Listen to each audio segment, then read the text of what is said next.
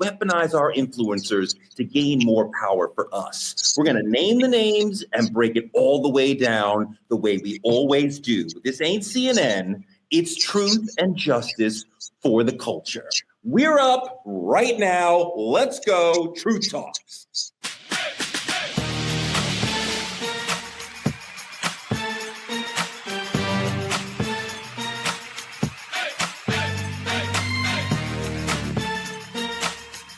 Are y'all ready to roll? Let's go. Welcome, truth tellers, to another amazing episode of Truth Talks. Let me bring in my amazing guest co-host. First, one day off of Father's Day, my fellow co-father, Dimitri Wiley, raising the next generation up right. How are you? I am blessed to be here. I appreciate that lovely introduction. And I didn't get to tell you, but happy Father's Day to you as well, Mr. Torrey. Thank you, sir. I want to bring in my amazing guest co-host, Dr. Cheyenne Bryant, who said amazing things about her father on the show to where I could practically see him in my mind. So thank you for that gift. Yes, happy late Father's Day to my two amazing fathers who are happy to be my co-hosts. I love y'all, and it has been a pleasure working with y'all and seeing y'all be Papa Bears with your amazing kids and kid for Dimitri. But listen, True Tellers, it's your favorite doc. It's Dr. Bryant. You guys know I'm coming with the smoke. There are some topics today that really have me pissed off, and we ain't even started to unpack the shit. So I'm going layer back a little bit, but when it's time, you guys know I'm about to totally fire it back up. But hey, back to you, Torrey. Back to you. We want all that smoke. And with us today, Judge Lauren Lake. Welcome to the family. How are you? Oh, thank you so much. So happy to be here. I am well. Happy Father's Day yesterday. I hope you enjoy your day, and happy Heavenly Father's Day to my father as well. Miss him dearly. So I'm glad to be on, and I'm with Dr. Cheyenne. I'm about ready. Okay. Judge Lake, I see a lot of degrees behind you. Is that an Emmy behind you as well? Yes, sir. Yes, sir. For Lauren Lake's Paternity Court. Best legal courtroom show, maybe. I think that was 2018 or 19. Yep. And you're about to have another legal court show on the air again. I have one now. We're going into season 3 on We the People. Yes, syndicated. So excited about that. Byron Allen and the team. So we're really excited for our next season. I love that. All right, let's get into some trending truths brought to you by our friends at the Playpad in Atlanta, the only indoor playground for the community. We super appreciate their support for Truth Talks and what they're doing for the community in Atlanta. So represent for the Playpad.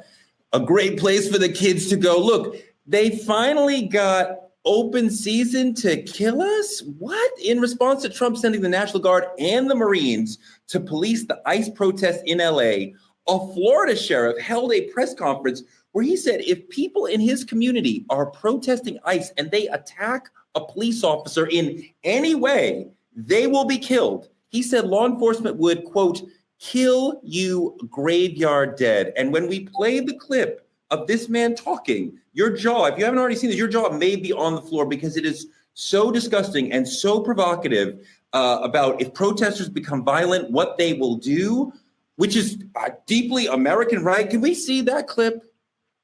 If you resist lawful orders, you're going to jail. Let me be very clear about that. If you block an intersection or a roadway in Brevard County, you are going to jail. If you flee arrest, you're going to go to jail tired because we are going to run you down and put you in jail. If you try to mob rule a car in Brevard County, gathering around it, refusing to let the driver leave, in our county, you're most likely going to get run over and dragged across the street. If you spit on us, you're going to the hospital and in jail. If you hit one of us, you're going to the hospital and jail and most likely get bitten by one of our big, beautiful dogs that we have here. If you throw a brick, a firebomb, or point a gun at one of our deputies, we will be notifying your family where to collect your remains at because we will kill you graveyard dead. We're not going to play. This has got to stop. Wow.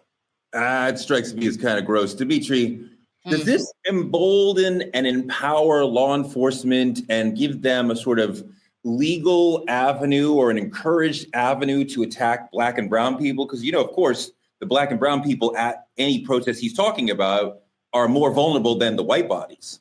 You know, to me, this has nothing to do with law enforcement. This is seriously just a group of people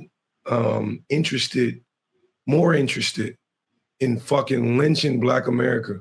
This is exactly what we've always seen it seems like a Ku Klux Klan member dressed in a fucking uniform. He on TV smiling at Black people to provoke them just to get put in the fucking dirt. Like, make it make sense. You can hear it in his voice. He don't even see protesters. Mm-hmm.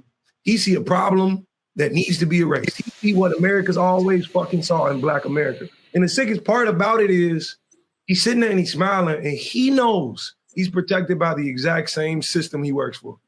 Because when you got a badge in America, Black pain is just part of your job for some reason. Dr. Bryant, what do you think about the way that he's seeming to tell the officers it's okay to be violent to protesters and telling protesters you should be prepared and accept this violence, we're going to visit on you?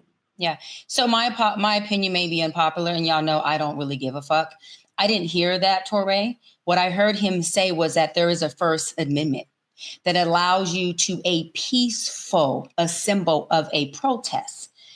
Does not allow you to break the law. What I heard him say was we as officers and law enforcement are here to enforce the law. So if you break the law, which is breaking your First Amendment, then the law will be enforced against you. What I heard him say was if you spit, if you hit, if you point a gun, if you blow up a car, if you set something on fire, those are all laws that you're breaking.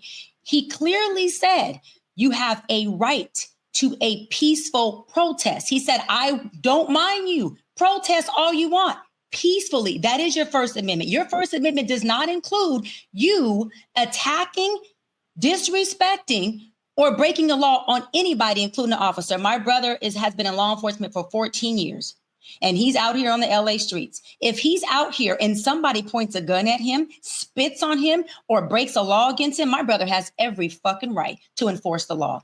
These officers that are out here are not here to be disrespected. They're not here to be threatened. They're here to do a damn job. Protesters are supposed to respect their First Amendment, which is the right that they have, which is to have a peaceful assembly. And law enforcement is there to do what? Enforce the law. I am not condoning police brutality, but I'm also not condoning officers who are out here doing their job rightfully, not the ones who are racist, not the ones who have a horrible intention, but the ones who are doing their job rightfully, to be disrespecting in a way that is breaking the law against them. Period. I think that's a really important point, that we should not, and it's ACAB all day, but we should not be purposely provocative toward police officers. Obviously, we should not be pointing guns at police officers. We should not be violent toward police officers. That is obviously against the law and inappropriate in most situations. But what I have found in the real world, I've been to many protests, as I'm sure you have, that quite often it is the police who are provocative in those situations, that the police are quite often the first ones to strike at a Black or brown body. So now in a situation where the police are being provocative and they are the gang with the jail keys and the gun and the badge, and they're telling you, if you return the violence, if you return to honor, then we will be violent and we will be, the police should be acting in a posture, Lauren, of protecting the community and not promising the community, we will be violent toward you. Yes, exactly. And while he thinks he's setting the tone, what I read between the lines was setting the wrong tone, right? As I heard him spew these words, I'm thinking to myself, this is some type of plantation pontification going on here. Okay, this is not how we set the stage. The underlying energy under his words, which is what was problematic to me. No, we do not need to be purposefully provocative towards the police, but the same has to be returned to the public. And what we see too often, and I'm a former criminal defense attorney, and what we see too often is if the police are aggressive, once then the crowd either puts their hands up or tries to do something, then all of a sudden they can claim, I felt threatened, and the next thing you know, it escalates. We have got to do a better job, as Dr. Cheyenne said, protecting our First Amendment rights. However, it requires our police and our sheriffs to be a part of that protection and not the provocation. Let's listen to his video again, because I do want to listen to it I think Dr. Bryant brings up a great point in terms of he does clearly want to protect his officers. But I think also there is an aggressive tone where he seems to be like a gang member, like, we will kill you. But I do respect what you're saying, Dr. Bryant, as far as his officers should not feel or be threatened when they are on the job. But quite often they are threatening. But let's listen to the sheriff one more time. If you resist lawful orders, you're going to jail. Let me be very clear about that. If you block an intersection or a roadway in Brevard County, you are going to jail. If you flee arrest, you're going to go to jail tired because we're going to run you down and put you in jail. If you try to mob rule a car in Brevard County, gathering around it, refusing to let the driver leave, in our county, you're most likely going to get run over and dragged across the street. If you spit on us, you're going to the hospital and in jail. If you hit one of us, you're going to the hospital and jail and most likely get bitten by one of our big, beautiful dogs that we have here. If you throw a brick, a firebomb, or point a gun at one of our deputies, we will be notifying your family where to collect your remains at because we will kill you graveyard dead. We're not going to play. Judge Lake, he said blocking an intersection. Is that a crime? Because that's something we saw. This is the part. If you try to peacefully block an intersection, we're gonna run you down. Now, that's not okay. Come on. That's where the what you're reading between the lines, and this is where it gets super problematic. It's setting up a hair trigger response energy for officers, right? For even the officers to not go into the situation with a level head, with discernment, with trying to evaluate each situation. No, it's already setting officers up like, look, anything you don't like, anything that starts jumping off we don't like, boom, we taking it from 0 to 10. That is not how it should be done. Dimitri. Absolutely. It's the hair trigger responses like you claim. It sounds like the opening words of a Ku Klux Klan meeting that says, oh, we can't get them legally, so we're going to make it legal. And that's exactly what the fuck going on. And people got to listen to how he's describing these things. My big, beautiful dogs, yeah, they're going to bite you. And you're proud of this. You're proud that you can now have access to legally bash on the people you hate so much and get away with it. It's disgusting to me. This isn't protect and serve. This is terrorize and target. That's all this is. And just because you are set to protect, you create the rules that say, I felt threatened, which is also the problem because all you got to say is, I felt threatened. Now you can whoop everybody's ass out here. We're talking about death. Like he's talking about killing people. This is insane. Insane. Yeah. This is my thing, right? When we're doing protests, right? And as NAACP president, I have organized protests with law enforcement. The point of protest, that's why it's a First Amendment. And that's why it's called peaceful. It's because you're out there to send a message. You're out there fighting for rights. You're out there so that you can change laws and influence lawmakers. You're not out there to break laws. You're not out there to ruin your city that you're protesting in. You're not out there to bash the windows of businesses. You're not out there to ruin a city that you are protesting to be able to have a right to be in. You are protesting to be able to have laws that are changing that will work for your rights. So when you're doing that, you also have to lead by example by not breaking laws that you already know are going to be enforced. When we protest, when you're talking about blocking off streets, we had streets blocked off by law enforcement, by the city council member. So that's called an organized protest. We didn't go out there and make sure that while we are trying to fight for the rights of ourselves and our citizens and our neighbors, that we were blocking off people from getting to their kids, blocking off people from getting to their jobs, blocking off freeways so that people can't get home from work, single parents, single fathers, single mothers who actually have some place to go, who actually have kids. There has to be a duality of understanding that, yes, protest your freaking butt off. I am for it. I've been out there as NAACP president protesting, organizing it. But there's also a way to do it where your message is loud and clear and you're not demising the message by breaking laws. So now everyone's focus goes on, there's laws being broken. There's officers who are coming on doing interviews and doing press conferences about laws they're trying to enforce. Let's keep the main thing the main thing. So when we're on media, when we're on TV, they can say, look, we got these group of people protesting about this message. We got these group of people protesting about that message. And let's push the policies we're trying to change. We are allowing them, and I'll wrap on this, we are allowing them to take our message, our amendment, what we're protesting for, our loud voice, and make it about them, and make it about law enforcement, and make it that there's laws being broken, so we have to enforce it this way. And we all have seen protests that do get out of hand, where it turns from a protest to where now you have blocks and blocks of businesses who are bashed, vandalized. These businesses have to tap into insurance policies, have to tap into their own pockets. And now we have a city that's not just protest, but it's ruined. That's where I have a problem with it. I just have to say this. Dr. Cheyenne, you are not wrong, but two things can be true, right? Every single thing you said can be true. Even protesters blocking streets without permits, generally illegal. You can't just, like you said, block it so people can't get home, people can't get to work. But the response to blocking a street cannot be automatically that is a death sentence. That because you're blocking a street, right, which, although illegal, that now we have license to kill you, to run you down. I think we have to be careful about the language we're using. Words are so powerful. They're so powerful. And the words he used here, I don't think they weren't words of responsible leadership. They were words to incite an energy and a level that never ends up going well. And last point, when people ask all the time now, why aren't Black people pouring out in the streets? You need our leadership. It's sheriffs like this using these words. Our people know that lingo. We know that cadence, right? And that means that when we get out there, we know we all dying and going to jail. So we play chess and not checkers here. Because once we get in these streets, the streets going to be operating a whole lot differently. And we heard that in what he said. That is what was written in between those lines.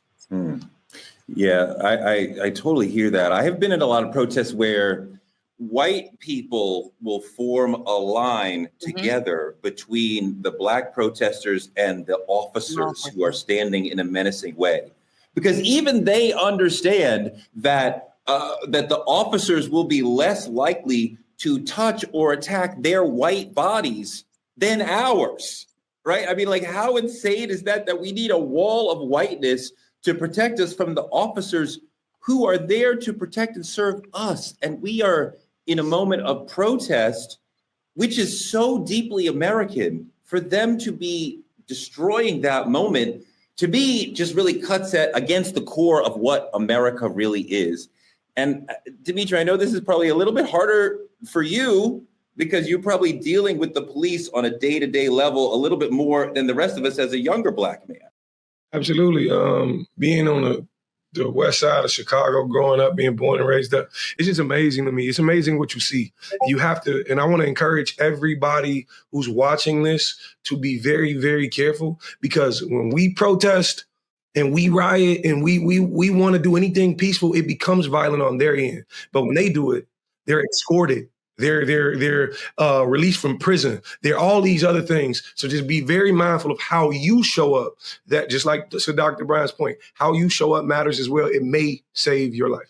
Okay, I was going to say, because Dimitri, you said a word that is powerful. There's a difference between protest and riot. That is the fucking problem. When we get people out there, and this is not a race thing. You have white people that start riots and create riots and are vandalizing. This is just not a Black or brown thing. But when you and folks allow a protest to turn into a riot or looting, that is not the purpose of a protest. That is what bleeds our message. And it allows law enforcement to make a mockery over our First Amendment to protest. If we're protesting to push for lawmakers to do something different, for example, immigration going on right now, right? We don't have the time. We don't have the space to negate or detour to allow lawmakers to take media, our most powerful way of communicating to people, and make it about, look at these people who are protesting. They're looting. They're rioting. This is not a protest. This is not peaceful. We don't have the space to do that. We got to make sure we keep the fucking main thing, the main thing. We are not okay with this. Our message is this. We are protesting about this. We have signs, we have speakers, we are loud about it, and we are getting our point across. We don't have time to be there to purposely break laws. Now, I'm with y'all. I'm with Judge, and I'm with Torre. I get what you're saying. I'm not speaking to the officers who were intentionally saying, look, while I'm out here, I'm going to provoke. I'm going to be racist. I'm going to push the throttle. I'm going to rub it in their face. We understand we have some that are like that. But we have to make sure as people that we are pushing our message, that we have our eye on the prize, that we are doing things so that they can't and don't have a reason to take away more of our rights than they've already taken away. That's my point. Because looting and rioting is not a protest. It's not. No, I appreciate the point. I think you're right that looting and rioting is not usually part of a protest. There is a value, some situations for the community to engage in property violence. But there's way too often that we have thousands of peaceful protesters who are purposely provoked by the police, who understand exactly what you're saying, that the violence seems to discredit protesters. So the police officers are purposely provoking them into violence. So then media shows clashes between police and protesters rather than talking about the protesters' actual message. The police are using violence to discredit the protesters, right? And so we shouldn't have violence, but we shouldn't have police creating the violence in these situations. And quite often, I think the looters are almost never the people who went out to protest. They are opportunists who understand, oh, the police are busy over here. I'm going to go over there, right? I'm going to take advantage of the situation. It's never somebody who cares about immigration or Black Lives Matter who's like, I'm going to take this opportunity to go rob the Apple store while I'm here. And there are absolutely paid professional agitators, quite often sent in by law enforcement. We have identified this in Ferguson and in other places where people who are not part of the protests will be breaking windows or creating property violence, property damage in order, again, to discredit the protesters. Yep. Why weren't they talking like this on January 6th? That's part of what you start to wonder, that when it's white people mobbing and rioting, that is understandable. But when it's even the promise of Black people, and this isn't even like a BLM protest, this is a protest against Trump in general. Okay, if my Black ass, I'm sorry. Go ahead, Ms. Lee. Go ahead. You do it. Oh, no, I just had to say, where was this entire argument on January 6th? We still to this date in 2025 ain't heard nothing about how all of the insurrectionists on January 6th should have been mowed down, dead. You can't go looting. It clouds your message. You can't be a riot. You can't block a street. You can't invade the Capitol. You can't threaten to hang the vice president. Like nobody putting down the law on then. Where was Mr. Plantation pontification on over there? Okay, where was he then? I didn't see him. But I guarantee you, if my Black ass was out there, I wouldn't be sitting right here right now. That's a fact, because it's less about what you do and more about the color of your skin. And you know what happened? What you do is about who doing it. And you know what happened was Trump pardoned the folks that were at the Capitol. He didn't just say y'all ain't gonna get run. And this is why I said on one of our episodes, Torre and Demetria, I don't know if y'all remember, I said the real niggas was them niggas at the Capitol. See, niggas ain't a race. Them was niggas. Them was gangsters. Those were thugs that were at the Capitol when they want to talk about who niggas are. That's what it was. But hold on. But in Trump's in his perspective, he's pardoning all the niggas. I hope y'all get what I just said about that, because he's still doing that in his mind. In his mind, he's still pardoning all the niggas. He's pardoning the people that like him. Like that is, it's the alignment, right? When your violence, your intention align with my value, then it's okay. That is subjective, not objective. And police and sheriffs should be operating under an objective standard of reasonable deadly force. Do I reasonably, as a police officer, feel like my life is in danger? It was reasonable on January the 6th to feel like the vice president's life was in danger. Nancy Pelosi's life, people's lives were in danger. It was reasonable. And yet nothing was said. I mean, at a certain point, I'm gonna calm myself down today because I'm wearing my little yellow jacket and I'm getting hot. It's a sweater material. I'm gonna calm myself down, but it's an insult on our intelligence, right? It's almost like you're seeing a blue sky and somebody's telling you it's purple. And it's how long you gonna sit and argue about a blue sky when you know it's blue and they trying to tell you it's purple? We already know what the deal is. That's why when you get up there talking about what you gonna do if anybody steps out of line, we already know who you wanna do it to. Yeah, see that part, because Black protest, especially in the last decade, has been incredibly important and valuable for Black people. 100%. The George Floyd situation would have been swept under the rug, but for people going out in the street and saying, no, not this time. The Ahmaud Arbery situation would have disappeared if not for Black people getting in the street and marching and saying, no, not this time. And there's other situations where we have gone in the streets and said, no, not anymore. And we have made a difference. And if we have a situation where Black people feel afraid to protest because we are afraid that this sheriff or this officer might shoot or kill us, or just deprive our liberty, just arrest us for nothing, that is very chilling and frightening, that we need the ability to be able to stand up and protest when our people are wronged. All right, let's move on to politicking. Another wild story. The new mayor of Tulsa, Oklahoma, Monroe Nichols, has proposed a $105 million reparations plan for the descendants of the 1921 Tulsa Race Massacre. This plan, which he calls a road to repair, involves some good things: establishing a charitable trust to provide funding for housing, scholarships, and historic preservation in the Greenwood District, which was the epicenter of the Tulsa Massacre. The plan focuses on community redevelopment.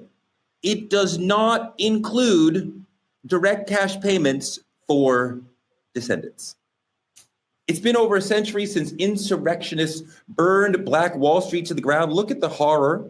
Look what they did to a thriving Black community that was minding its business, that was doing its thing, that had an amazing community and economy going on. They burned it to the ground purely because of white supremacy, killing hundreds, stealing generational wealth, and burying the truth. Mayor Nichols has proposed $105 million, and he calls it a reparations plan. But if we're not paying the people, what are we talking about? My man Godfrey had a lot to say about reparations on DJ Vlad's show. I love Godfrey. He's funny, but he's also smart. So let's look at this. It's a long clip, but I really appreciate what Godfrey is talking about here about reparations. I want to get into it and then talk about reparations and Tulsa on the other side. I love every Black person in this country to get $1 million check and 100 acres of land. Absolutely. Are they owed that amount? 100%, if not more. Black people who would get that, it would bankrupt the whole country. For the people that built the country to make you that fuck money, all of a sudden now you worried about being bankrupt when you spend trillions of dollars on defense, trillions of dollars on unnecessary, trillions of dollars to send Black men, especially to jail, trillions of dollars to drug the fuck up our whole country, trillions of dollars to fuck the food up, to fuck the air up, to fuck the water up, trillions of dollars to make people sicker and sicker and sicker and sicker in this country, but you mad? We don't have the money because plain and motherfucking simple, you do not like Black people. It is very obvious. For hundreds of years, we've been the most hated. Within that hatred comes the hypocrisy of loving our culture. You've made trillions off of our motherfucking culture. White musicians, all of them have made money off of Black fucking culture. All of rock, all of jazz, all the shit we created from the oppression, which is in itself. The oppression and the fucking abuse and the rape and the putting down of us, we create blues, jazz, rock and roll, reggae, ska. We invent all of that shit. And to top it off, we invent all the mod that you all use. from the video game cartridge, Henry Lawson. We got the pacemaker, Otis Boynton. We have the late Dr. Bath, who created the laser eye surgery. We have Dr. Gladys, who's still alive, who's almost 80 years old, who created GPS. We have the guy who created the algorithm for Instagram, who's a 21-year-old Ghanaian kid. We've done all this. Then the internet was discovered by a Nigerian guy in the 80s. Like, we've done all of this innovation, even though we've been shit on and continue to be shit on every motherfucking day, right? Because nobody wants us to live anywhere. Nobody wants us to have this unless we're playing sports for them athletically or sexually satisfying. All black people are good for. We're supposed to be at people's beck and fucking call when they want us to entertain them or make them some kind of money. But if we ask for being autonomously wealthy on our own, being autonomously having our own shit, all of a sudden everybody pitches a everybody has a fucking hissy fit. Lauren, I love Godfrey. I love how he combines politics and the comedy, but I think there's two questions here. And Lauren, I want you to start to deal with this first. Is Tulsa's plan actually reparations? That's one question. And do we as a people deserve reparations? That's a separate question. Lauren, you first. I would say a form of reparations, and yet still feels like a consolation prize, if you understand what I'm saying. Yes. And that's what's problematic about it, right? Because again, back to our intelligence, it's an insult on our intelligence to think that these programs, anything, even a free college education, which I think Godfrey later suggested, could in any way amount to the amount of wealth that would have been associated with those 40 acres. I can't take it.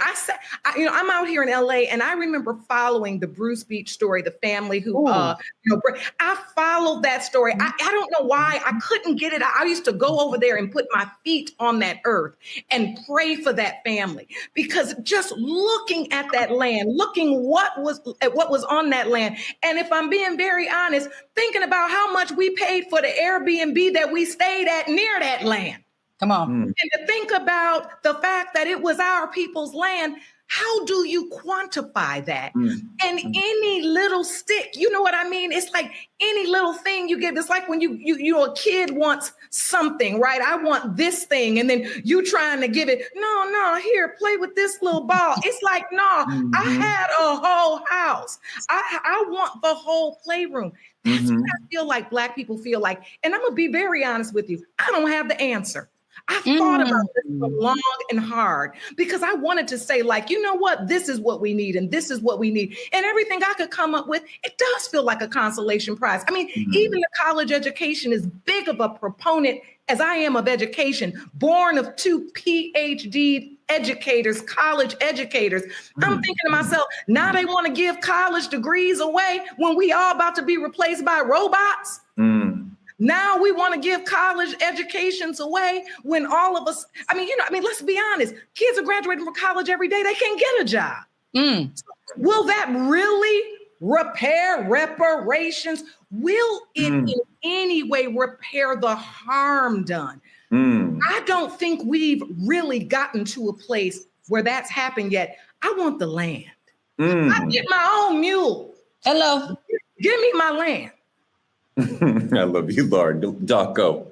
Listen, first of all, hell fucking no, it's not reparations. Second of all, hell fucking yes, we deserve reparations. Why is it not reparations? Because the BS that they're talking about spending this money on, y'all, is called community redevelopment. Let me enlighten our viewers. Community redevelopment is paid by our taxes that we pay as tax consumers. It's also paid by specially tax funded programs and grants and voter approved initiatives. So why are you using our fucking reparation money to pay for things that we, if we're taxpayers, are already paying for? So wait a minute. So you're double taxing us. What you're doing is saying, I'm going to use your tax money to do what we are supposed to do to create public safety, create public policy, to create public places for the public to enjoy. Right? It is our job to use your tax funds for the schools, K through 12, for the roads, for beautification, and for things such as preserving the historic buildings and the historic beauty of a city. That comes with grants initiatives.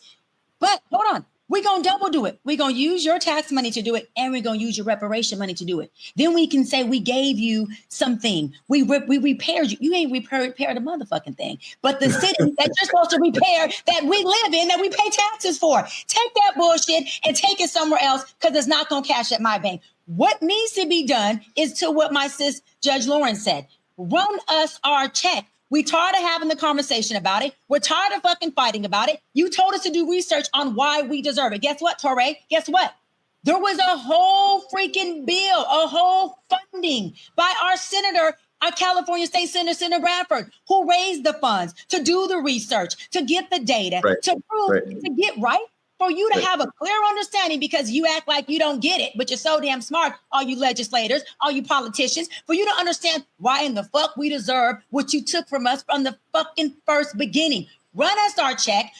Listen, like my sister, it can be in land. You can Cash App it, Venmo it, or Zelle it. Run us our check, okay? But what we don't want is for you to beautify our cities when that is what I as a taxpayer pays for. No, I don't want it.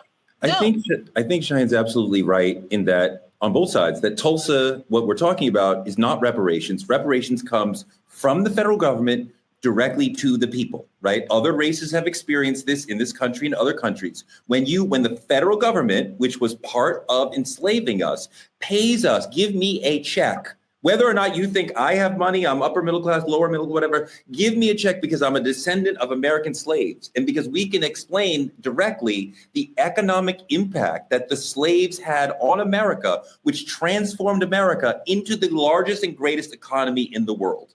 We are the reason, because you had free labor producing the world's most important crop at that time, cotton. America became the greatest economy in the world. So all economic success derives from us. So we deserve a check. The wealth inequality between Black and white people will never be dealt with until you give a direct cash payment to us from the federal government. You're right that Tulsa is saying, we're going to use your tax dollars and call it reparations.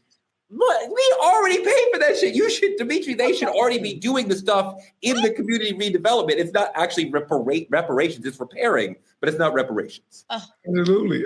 Imagine having fucking a large amount of credit at a store and they be like, we're going to give you the 10% off. We don't want motherfucking 10% off. The thing about it is they treat us like we stupid. Reparations is far from charity. And they want to make it seem like we're begging for anything. Like don't look me in my face and promise me no goddamn scholarships and housing programs like you're doing me a favor. It's not a favor. You stole this land. Like this was taken. You destroyed families. You burned wealth. You did all these things. And now you want to sit in my face and tell me about a developmental plan disguised as reparations. Don't just slap a name on an old trick and expect us to smile. The thing about it is, it's not that we're not eating currently. They're treating us like we're starved. That's the problem. They're still treating us like we're starved. So they feel like they can force feed us anything. No, we want what we're owed. And my Cash App ain't working right now. So if they could sell it to me, that'd be cool. You know what I'm saying? Cash App me. I'll give it to you, brother. I got part of the problem, I think, with reparations for the larger community, the soon-to-be minority community, but certainly the larger community, that some Black people have had success. So there is a Black middle, and upper middle class and a very, very tiny Black upper class. But when you can name 4 or 5 rich Black people, a lot of white people are going to be like, well, why should we give them? Why would Oprah get a check? She's the descendants of slaves. Her life was impacted by being a descendant of slaves. She succeeded, but why should she get a check? Why should Spike Lee get a check? And we could make that argument, but the success of some Black people, it makes it hard for other races to say, oh yeah, they should be getting checks. Well, okay. Can I just jump in here? Because that is so true. And that's part of the okie doke. And to the point that everybody was making about, you mean they're just going to take our tax dollars and try to do something for us?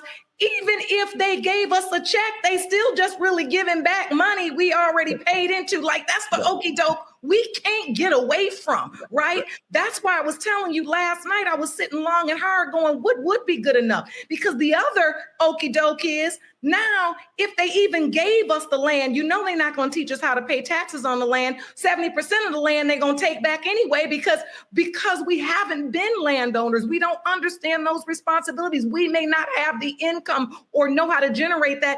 They'll be taking the land back for failure to pay taxes. So you guys, this is such a complex issue, and it takes me back to while the community revitalization and maybe some of the plans in Tulsa are a form of repair. Like I said, it's a form of reparation, but it's a consolation prize and not the reparations we know we want and we know we deserve.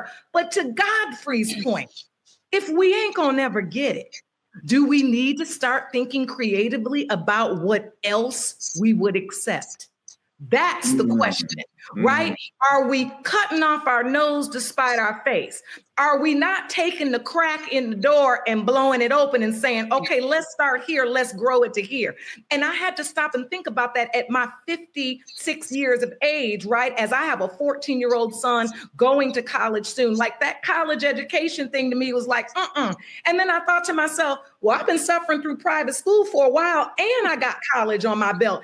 If that could be free, if that could be free, could that help me build wealth over here? And I'm only challenging the thought that immediately, crushes anything that is not that land and that check we want, because we could go on for another 4 generations and not get nothing.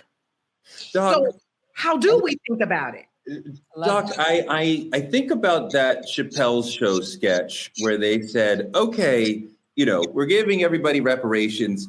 And, it's comedy. But the joke was, niggas spoiled all the money right away, right? They spent all the money on bullshit right away. Oh, my God, I have a ton of malt liquor or a ton of T-shirts or whatever, a ton of Jordans, whatever. And I don't totally believe that. I think quite often we are in economic trouble because we make less money than other people. I don't think we have some inherent inability to handle money.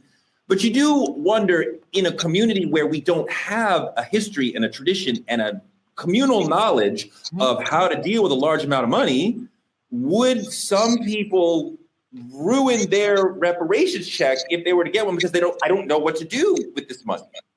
Reparations means to repair. What you just said and Judge Lauren just said about financial literacy and education on money management and land management and real estate and taxes, that should be a part of the reparation that comes free. Hold on. Repair means you repair the trauma. Yes.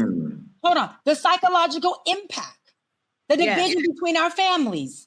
Hold on. The breakage within our historical lineage, our education disparity, our health disparity, the marginalization that we experience in our community, the broken homes, the fact that some of us don't know where the fuck we come from. Let's keep it real. Some of us don't know what part of Africa did I come from. Me, I'm Black and Latina. Did I come from, is my lineage in half Mexico and half freaking South Africa? Am I from Ivory Coast? I mean, let's keep it real. A lot of people don't have that because it was ripped from us. So when you talk about repairing, they need to repair more than just monetization. It's more than just the land. You need to repair all of it. You need to have education for us free. You strip that from us. You need to have it to where we have education on family dynamics and systems, literary, on financial literacy, taxes, everything. How do we purchase a home? You gave us this land. What are the opportunities we could do with this land so we can create generational wealth that you took from us?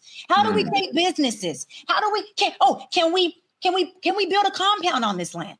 Can we build a hospital on this land? Can we get grants and tax brackets? Can this land be land that is aligned or is what am I trying to say? Is appointed by the school district? Because school districts can appoint land to you, and then you get grants, and then you get funding, and now you have generational wealth.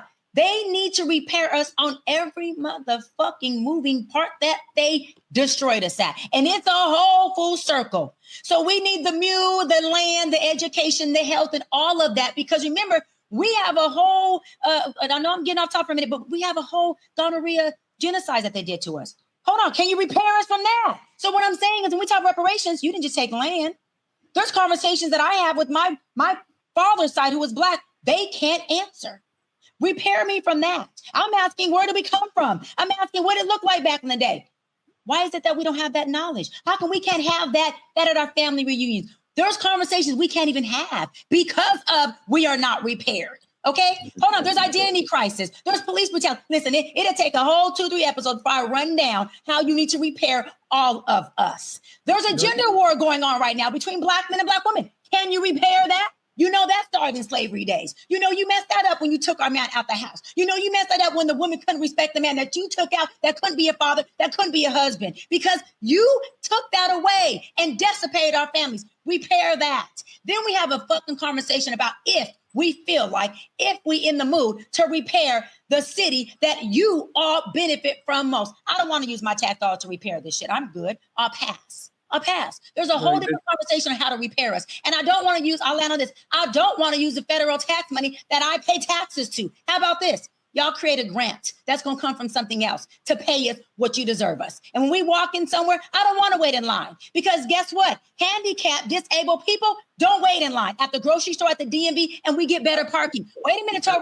What I'm saying is, I was loving you till you analogize us with disabled people. We're not disabled. Let me tell you why. Because we do have a disabled community and race of people that they created disabilities. When you're marginalized, when you're disparate, that's the disability. Disability isn't just physical and mental. Yeah. You have disabled and broken our community. So guess what?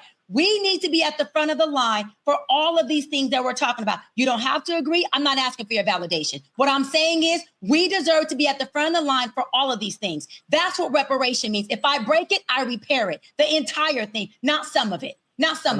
I'm not looking for a handicap space for Black people, Guess but I do what? think we deserve I have a one check. for my mother, And I do think that it is clearly morally owed to Black people that you ripped us from another country, you worked us for hundreds of years, you extracted so much wealth and labor from us for free. I don't even think about the 40 acres. I think about the hours that my ancestors worked for you for free.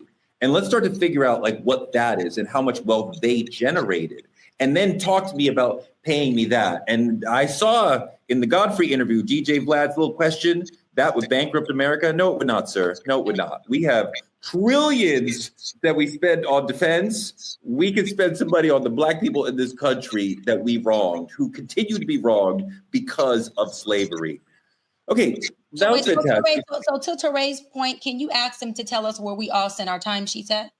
Where do we send our timesheets for these hours that you're talking about? Where's the timesheet department at, Judge? Where is the timesheet department? Where is it? Let's move on to our main topic. Who the fuck runs America? They say we're in a democracy, but who is it for actually? In this episode, we're going to strip away the bullshit and try to figure out who are the real power players pulling America's strings, from billion-dollar lobbyists and shadow donors to Ivy League gatekeepers and corporate overlords. Who really runs this country? And is it time to weaponize our most powerful influencers? Now, there is a version of this question that you may learn in school about the separation of power. And I want to run a little video about that and talk about how that relates to who really runs the country. Can we see that video? You know, I start tonight by congratulating the 118th Congress. Who runs the U.S. government? Well, if you ask Hollywood, it's pretty clear. The president. He's meeting aliens, fighting off terrorists, and defusing bombs. But the reality is a bit more complicated. The United States is a country of more than 330 million people. It's also the largest economy in the world. Too much for one person to handle, so the load is split into three. First, you have the executive branch, which is the president and his secretaries. Then, you have the legislature, which is the U.S. Congress, and finally, the judiciary, which is the Supreme Court and its lower courts. Together, they run America. So that's an idea of it all. Now, we know the real decisions are made behind closed doors by people we didn't elect, and we cannot hold them accountable. So we have a system that was never designed to care about us, that we are not part of, that controls us. So we want to talk about how wealth, whiteness, and legacy networks decide who gets freedom and who gets crumbs. And is America a republic or a business with a flag? Dimitri, in a world of lobbyists, legacy wealth, backroom deals, we have more Black billionaires than ever, but it seems we have less political power than ever. So who do you think really runs America? And I want everybody to really dive deep on that question and keep it real. Who is the real power in America? Well, to me, a lot of people would be led to believe it's the president, but I don't believe it's the president. I think it's the people behind the scene who writes the checks for the president. I think the president is a poster child for a bunch of ideas, and they found a good one this time. I tell you, they found a fucking good one this time. But the thing about it is, every 4 years, we get hyped at the idea of, we tell people, go vote, go vote, go vote. We're really going to make a difference. We're really going to make a difference. But I don't know if we understand that the people who are actually in power, these billionaires, these lobbyists, all these other people, have never stepped foot in the hood where we from. I'm going to be honest with you, Torre. The mindset of a Black man in the hood, every year we go vote, but nothing changes. Every 4 years, we get a new president and nothing changes. We always sit and wonder why the hood still look the same way the hood look. Why the school's still closing around us. Why the food in the liquor store is always, in liquor stores and corner stores is always more snacks than it is fresh produce. Like we see this. And it's led us to believe that there's nothing we can do to change it. Because as much as there is a flourish of new Black billionaires and millionaires, XYZ, it doesn't matter until they get a meeting in them boardrooms, till they in the back of those green rooms having them conversations, developing policy. All of that is policy. And we've understood in the hood, that's a policy that our vote just isn't going to change, because it's not about who's in the White House. It's who's funding it. That's all that matters. Lauren. This is so tough because, I mean, look, I've been to a whole law school and got a whole law degree, and I would love to stand on the branches of government and say that's true. It just isn't. We just witnessed it in real time, this election cycle, where all of a sudden, out of the blue, despite all we've learned since fourth grade civics on up, Elon Musk stepped center stage into our government, into our lives, and pretty much functioned as the president until he got tired and his beloved company wasn't performing well. And it all happened, and nobody could stop it. Wow. Right? Nobody could even stop his control when he decided to get a little yappy and snap at the person who holds the office of president, right? There was a power there. And look, you know, as a woman, as a mother, okay, I'm looking at this one way. As a taxpayer, a voter, I'm looking at this like, well, I'll be damned. Right? Is this easy? It's who got the most money, has the power, has the voice. Yeah. That's what we saw. And not only that, I can tell you at the drop of a hat, if it wasn't for me, you wouldn't even have been elected. Connie, he hit him with that. Come on, Lauren. Look, Lauren's absolutely right. The 1% is the actual controllers of the country, the Koch brothers, Sheldon Adelson, Elon Musk. The wealthiest of the wealthy are setting the policies and setting the directions and killing the policies and killing the directions that they want, and making sure that the country moves in the direction that they want. And it's quite dangerous to have the 1% controlling things. Their money, their donations are far more powerful than votes. And at this point, Dr. Brian, we have enough Black billionaires in the world, in this country, who could have an impact on our communities. But I can't really, I think we see, like, I have a foundation, I have a school, which seems like image protection. Like, we can't say you did nothing. But can I point to something where I'm like, Oprah, LeBron, Beyonce, Jay-Z, the great Byron Allen, they did this that changed America. They came in and they changed Flint. They came and they made a black town. They completely changed. What have they done? Nothing. They have not done anything significant for us. So who runs America are the folks who control it with their wealth. What I love about that image we just seen was a white guy who held a sign up that said, I can't afford a lobbyist. I am the 99%. Okay. Why is that powerful? Because when I say the billionaire families that control the America with their wealth, they are the ones who have media ownership. They are the ones that are making the biggest political donations with PACs, political action committees, meaning you don't have a cap on how much you can raise with the PAC and contribute to a campaign. Okay. With lobbying costs a lot of money, and that allows them to have corporate control.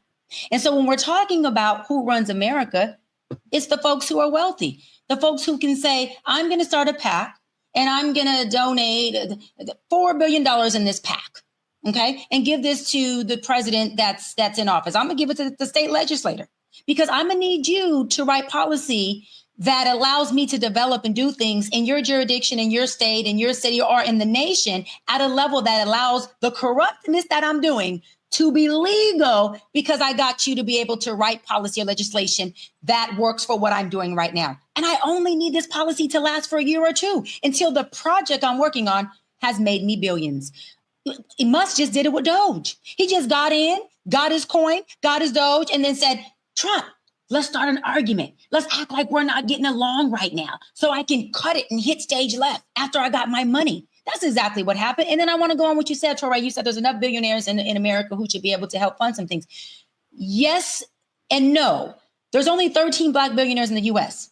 There's 1.7 million Black millionaires in the U.S. So, and there's only 13.4% of us in this whole damn United States of America that are Black. So with the 13 Black billionaires to the hundreds of white billionaires that there are, our money starts to look like peanuts. I always talk about allyship. It does, sis. And we always talk about allyship. And then some people are for and some people are like, girl, allyship, forget these white people. No, there's only 13 billionaires, 1.7 millionaires, 13.4% of us are here in the United States of America as a percentile of a group of people. If we don't ally with these other billionaires who don't look like us and their money, we don't have enough money to write policy, to write legislation, to lobby, to have some wealth control. We have to be able to control at the level of two things: corporate level and the level of contribution when it comes to elected officials and politics. If we don't control politics with our wealth or the media or the corporate world, we are screwed. We always talk about being at the table, but being at the table only gives us an illusion of being a decision maker because they're put us in as a decision maker, but systemically, our decision doesn't even count for the shit that we're at the table for because the wealth and where the money is where it counts. Lauren, she makes a good point that the money is able to control politics, and there aren't really that many Black people who can compete in that game. And when we have white people who are far outpacing us in their ability to pay and thus control politicians because of the money that they're giving, sometimes legally, sometimes illegally, right? That leaves us left out of the power conversation. Oh, exactly. I mean, as Dr. Bryant was talking, I'm thinking to myself, yes, as you mentioned, Byron Allen, I just recently read that he finally settled the lawsuit against McDonald's about the access to advertisement for Black media outlets. And I mean, that's been in ongoing years. And I think about our billionaires who often are first generation billionaires, right? We're literally, we have not come from, 5 and 6 generations, right? I was just in Atlanta and took my son through the Coca-Cola dynasty down there in Atlanta, right? And it's fascinating to see how long that company has sustained itself through the generations. There are so few Black people that have experienced any of that kind of wealth. And as Dr. Bryan said, connection and access. What I think becomes clear even through the Byron Allen lawsuit, and that of course is something that I followed because my show, right, is a part of Allen Media Group. So I'm following this consistently, and I thought to myself, even in his position, he's still in a fight. Right? We see him as this incredible Black man that has reached billionaire status. And it is incredible, right? It is nothing short of incredible. And yet, just to be treated the same as other white media conglomerates, I have to fight. I have to go on a decades-long money draining fight to be able to even Roland Martin has talked about it consistently. Like, where is the attention to Black media? It's real, and we're not getting the access that we think we are. So when we get the money, the access is what then gets the allyship. And to Dr. Bryant's point, if we can have the money without the access and then we have no allyship, we ain't going nowhere. And last point, allyship requires mutual consideration. Why do people, right? Unless we show them why our allyship is important, then they continue to neglect that. That's exactly what Target is going through right now. They had to see, they had to F around and find out, like the kids say, why our allyship, I mean, you know what I'm saying? FAFO from LL. Hold on. Part of the problem is that we need to be lobbying more, and we have tremendous influencers who we could weaponize to use their power. They've been using it in culture. Maybe they should be using it more in politics. Maybe they should be using it more in terms of controlling or at least influencing politicians. We talk about, you know, our rich folks, Tyler Perry, Oprah, Magic, Jordan, whatever. Like, should they be funding lobbying so that we can get some of the ideas that we need? Dimitri, what do you think about that? I think the idea of it is, absolutely. I think the thing about it is we watch our influencers, our celebrities stand up when it's about them. We watch them when it's time for an album release. We watch them when it's time for a fucking influencer deal where they're pushing a product in our face, telling us what to buy.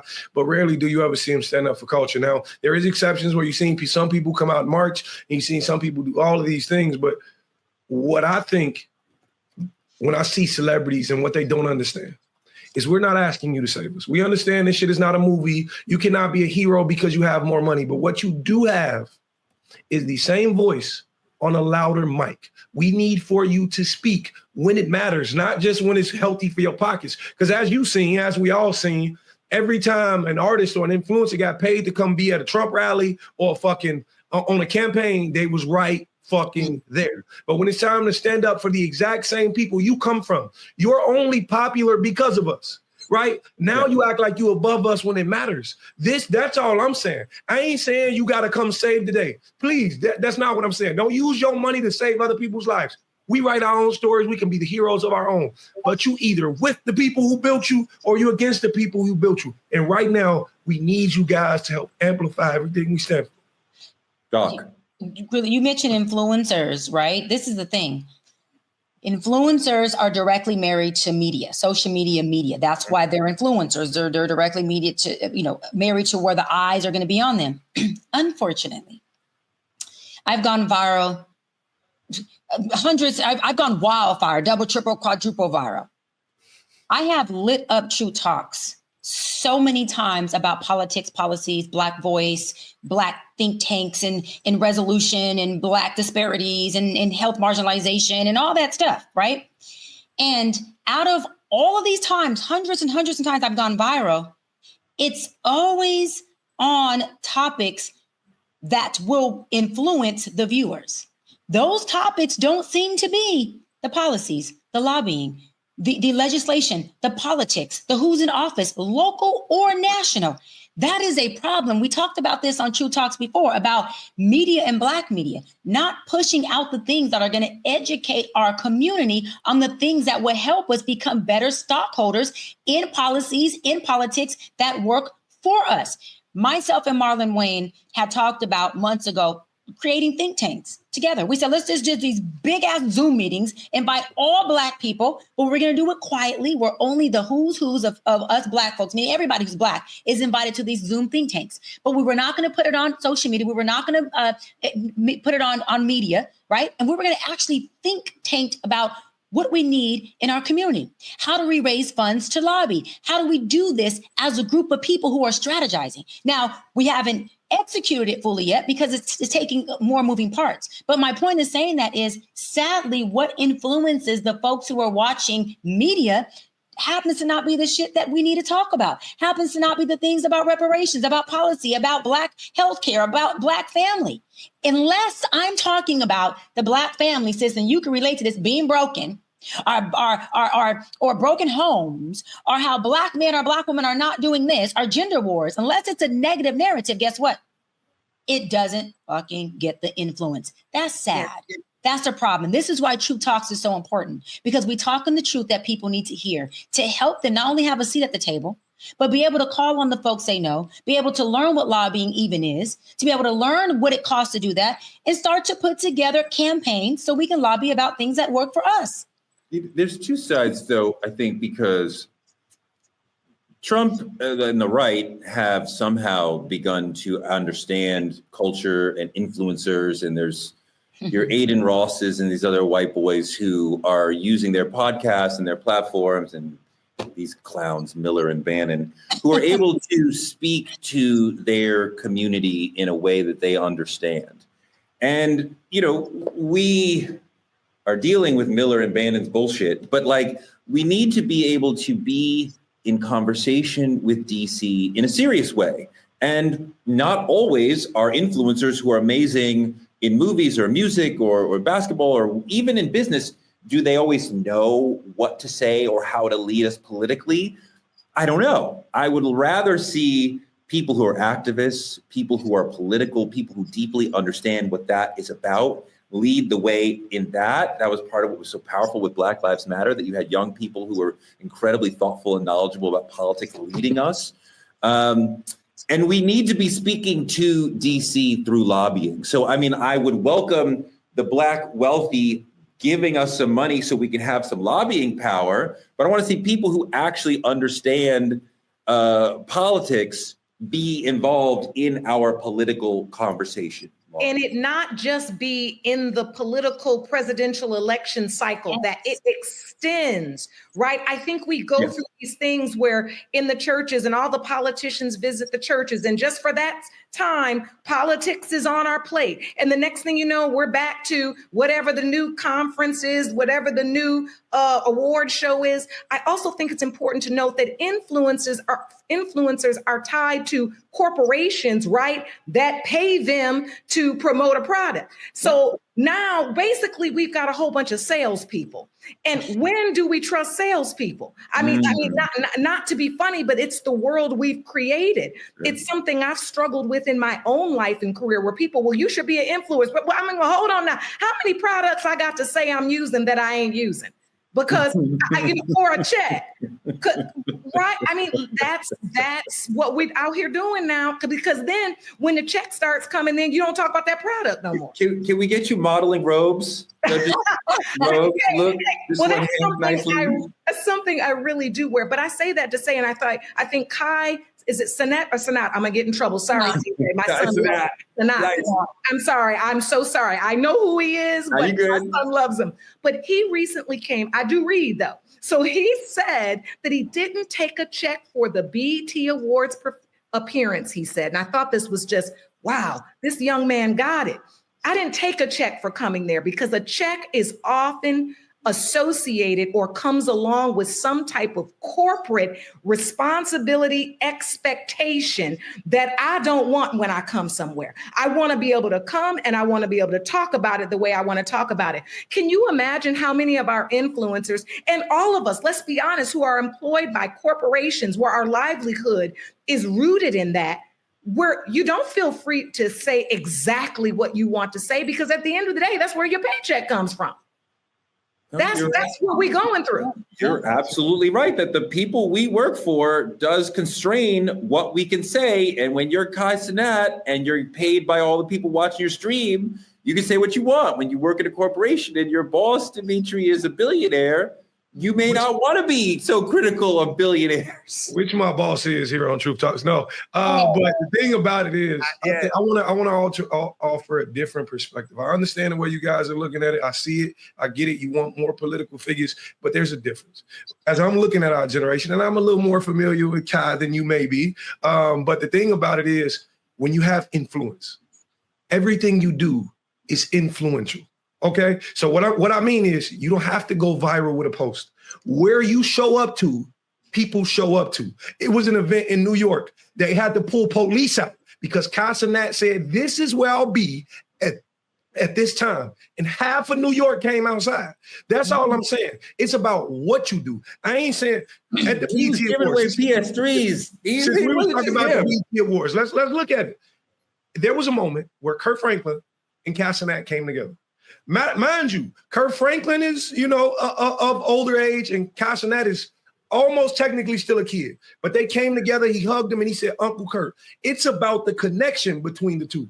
It's where it matters. And I don't think people understand that connection is powerful. If you get influencers who actually learning from politicians and can be courted in what to say and what not to say and where to be and what to do, it's powerful. That's all I'm saying. Fucking Glorilla just won a goddamn BT award. A gospel BET award. She's not gospel.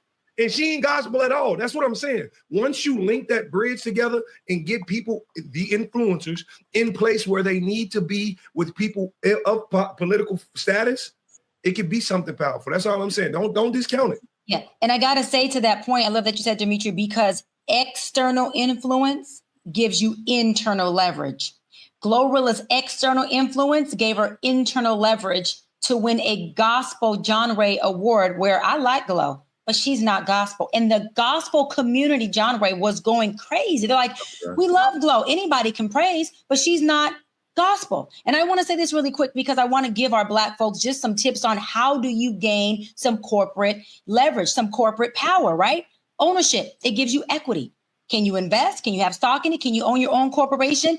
Climbing to the executive ladder. Can you become an executive, a CEO, a CFO, some kind of executive in that corporation that you're involved in?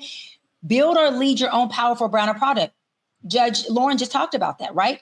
You, instead of being an influencer for these products, build or lead your own product and get influencers to influence that. Control your relationship, data, or capital. Meaning, if you're the owner, you control your capital. If you're the owner, you control your data. You also control your relationships. Lastly, you have to be able to influence the boardroom. Because at the end of the day, if you have no influence over the boardroom who are decision makers, guess what? You have no fucking influence. And we have to learn how to do that and learn that once I influence the boardroom, that gives me external influence. I then have internal leverage. Let me learn how to use my internal leverage to work for the people who I want it to have the most impact on. I also think that if you feel like that's a little above that great advice is a little above where you are, we can also think about finding folks in your workplace who are a little above you in terms of seniority and trying to get mentorship from them. And you don't even have to use the M mentorship word. Just ask them questions about how does one move up? How do I get up to the next level? Yep. And they may, if they're a friend, they may be willing to or able to give you some advice, some actionable advice that helps you start to move up. Because sometimes big leaps are hard, but small leaps up the corporate ladder or up the ladder at wherever you're at can be very helpful propelling your career if you can find that person who loves you enough and cares and respects you enough to give you the advice you need to keep moving up. That's our show for today. Oh God, I'm so sorry. Before you go, I just had to say what you said was so important, overt and covert operations at the same time. We can't forget that we can work within the system and also outside of it. I think what you said was so powerful. I just wanted to echo it because I was so glad you said it. Thank you.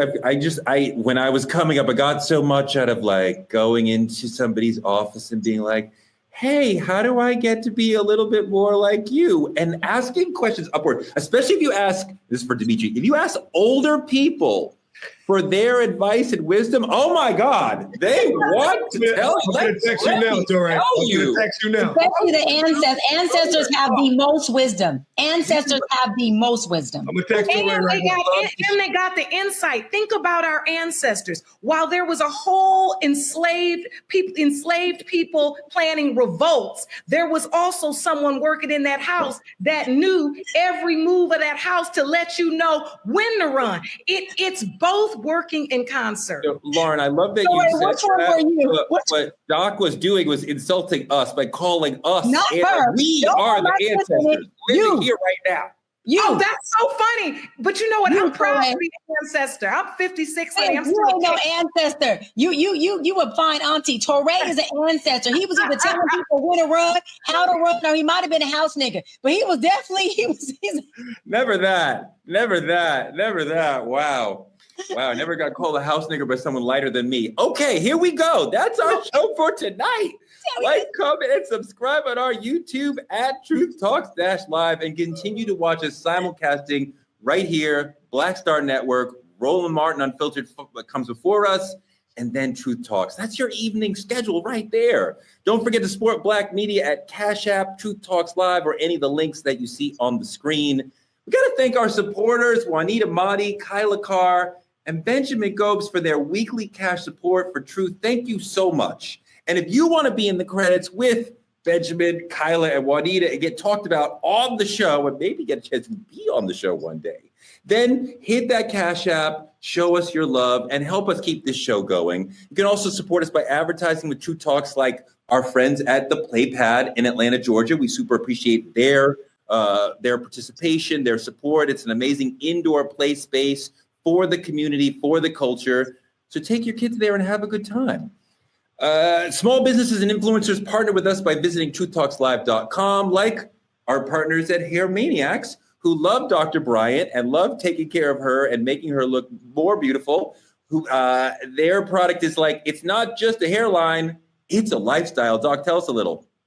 Honey, must I say more? Say less. Must I say more, honey? It looks nice. Come it's on. Shiny. It's shiny. And just hold on. Same hair from Hair Maniac. Just last week, I had this thing half up, half down in these beautiful luxurious curls. Hold on. The dog just straightened this same hair yesterday, slicked this thing in a ponytail. And you guys cannot tell me I'm not ponytailing, okay? I'm ponytailing and ponytailing you where to get this good hair. And then when I wet it, don't forget, it curls up wet. It matches my texture. Like, hello. Come on. Anyways, I'm back. I'm back to it. So you can manipulate it like real hair, like oh my curly. God. And look whatever. how, hold on. Does this not blend? This is my hair. You can't tell me this is not my hair. My hair is long, but this is, hold on. This is my hair. Does it come in 3C? Honey, I don't know the letter, but I can tell you this much. This is like, this is 32. 32 inches. 32 inches. A lot. Let me, never mind. Does it come from men? Because I have a friend who needs some hair. I hope 32 inches does not come from no man. That is far too many inches, Torre. Don't, Torre. I'm Speaking of a man who could use some Hair Maniacs, if you click on any of our co-host rooms, you'll see Dimitri. You get a chance to meet him in Chicago. I'm here. Come see me, girl. Hey, who donated? Juanita. Get on, girl. You better get on over there. You better, hey, don't let me. I'm sorry. You better buy Juanita a Starbucks and keep it light. I'm gonna get Black media is under attack, y'all. Please keep supporting the show. Tell a friend to check us out every weeknight at 8 p.m. EST and on the West Coast, 8 p.m. PST. Next week, we're going to have my friend, the legal giant Ebony K. Williams with us. We will be back for you every weeknight at 8 p.m. We will see you tomorrow.